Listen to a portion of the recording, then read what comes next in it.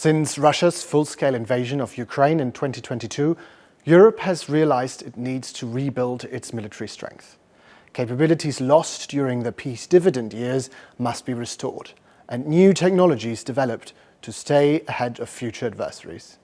That requires more defense spending, and European states have started to invest. At this year's NATO summit, governments pledged to continue increasing their budgets. But public money alone isn't enough. Industry also needs to invest into research, production lines, and people. For that, defense companies must have reliable access to capital and financial services.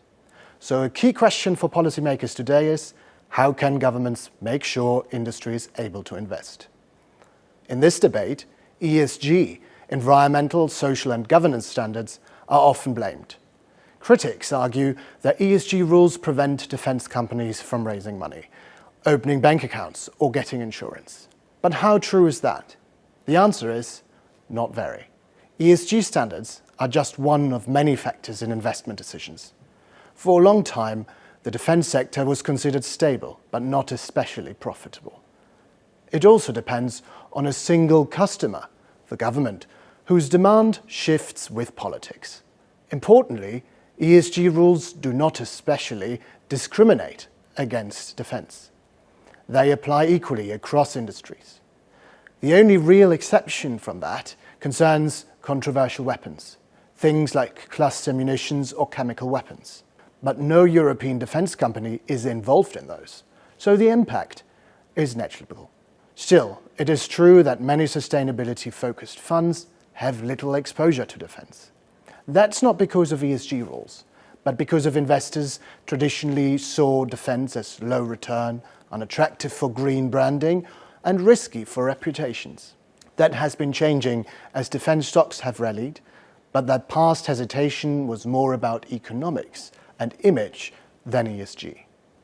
Where defense companies do face serious problems is in basic financial services, especially small and medium-sized firms. Getting a bank account, securing insurance, or having a deal underwritten can be a real struggle for them. And yes, this happens often. But again, ESG isn't the culprit.